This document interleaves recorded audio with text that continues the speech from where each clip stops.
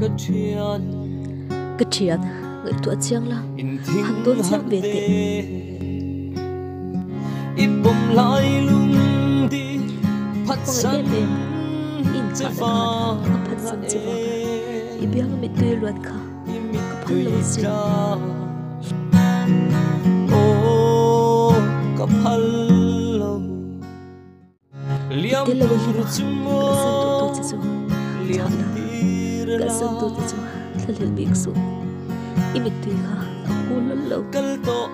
hôn cái tuổi nào có đam bên cái về tổ rồi cái chuyện có đam bên về tổ rồi ít thế nha